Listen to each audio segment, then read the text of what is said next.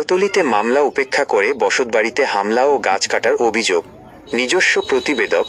বরগুনার তালতলি উপজেলার ১ নং পচাকোড়ালিয়া ইউনিয়নে জমি সংক্রান্ত বিরোধের জেরে একটি বসতবাড়িতে পরিকল্পিত হামলা ও বিপুল পরিমাণ গাছ কেটে ফেলার অভিযোগ উঠেছে। আদালতের নিষেধাজ্ঞা ও মামলা চলমান থাকা সত্ত্বেও এই সংঘবদ্ধ হামলা চালানো হয় বলে জানা গেছে।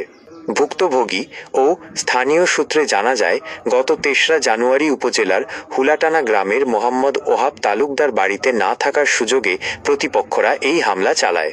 অভিযুক্ত হিসেবে একই এলাকার মোহাম্মদ কালাম, মোহাম্মদ মোফাজ্জল, মোহাম্মদ নাসির, মোহাম্মদ খবির ও মোহাম্মদ রনিসহ ২৫-৩০ জনের একটি দল অংশ নেয়।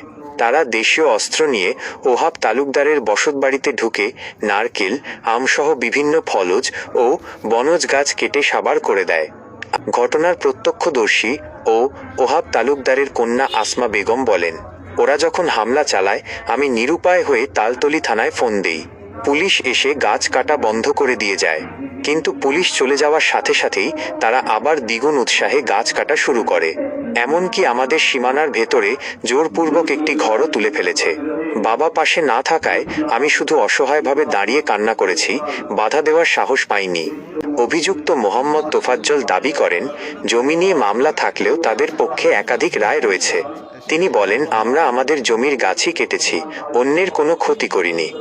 তবে মামলা চলাকালীন সময়ে এভাবে গাছ কাটা বা ঘর তোলা আইনত কতটুকু বৈধ সে বিষয়ে তিনি কোনো সদুত্তর দিতে পারেননি।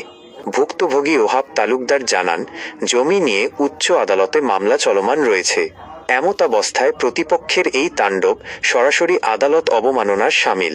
তিনি প্রশাসনের কাছে এই ন্যাক্কারজনক ঘটনার বিচার ও জানমালের নিরাপত্তা দাবি করেছেন। এদিকে পুলিশ ঘটনাস্থল পরিদর্শন করলেও ঘর নির্মাণ ও গাছ কাটা অব্যাহত থাকা এলাকায় উত্তেজনা বিরাজ করছে। আমি আসমা আক্তার, আমার আব্বার নাম ওহাব তালুকদার। এই জায়গায় ওহাব তালুকদার কালু। এই আমার বাবার বাড়ি, আমার আব্বা ঢাকায় গেছে, এই বাড়িটা নিয়ে একটা মামলা চলে। গ্রামের নাম কি?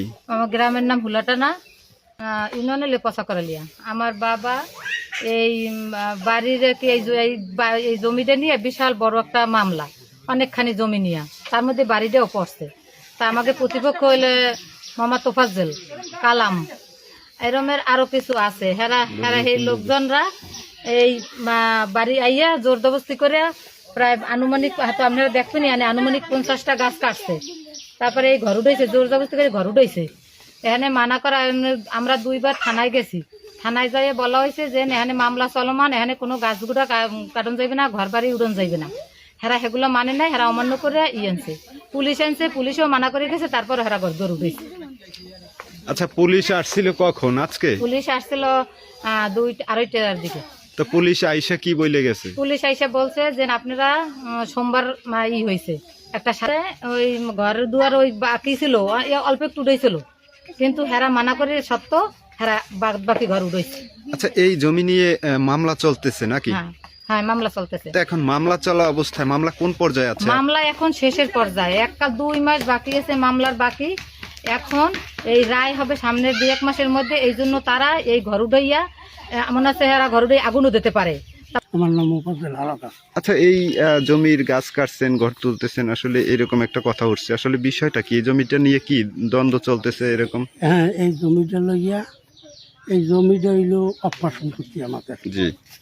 আসলে অপ্পা হলে আমার দাদার নামে করে রায় হয়ে যাচ্ছে আমাকে নামে। তা চলে হল এই তা চলে এটা ভাঙছে, আমি রায় করাই আছি। জি। রায় আপনার পক্ষে? হ্যাঁ, এই যে হাইকোর্টে রায় পাইছি। এই বরগুনা হয়েছে আমার বাচ্চা, তার নাম ওই ছোলেটা আনলে ওই ছোলে বলে। এরপর হেডে ভাঙিয়া হেডে আর মানলে না বিপক্ষেরা। এখন রায়ের কপি আছে আপনাদের? সেইটাই আর কি, আমার কেস দেবে অপ্পা সম্পত্তি। জি। কেস দিয়ে গেছিলেন, আমার টাকা হয়ে গেছে। এই কোনে ছিলেন? এটা আমতলির? আমতলির সবাই আমতলি। ঠিক আছে। এই কেস দিচ্ছে আলতাফ তহসিলদার আসবে, এরাও কেস দিচ্ছে। সর্বশেষ এখন কোন পর্যন্ত আইসা ঠেকছে? এখন হইলো এই গাহিলেও কাটতে রেখাত করে দেবো আমার।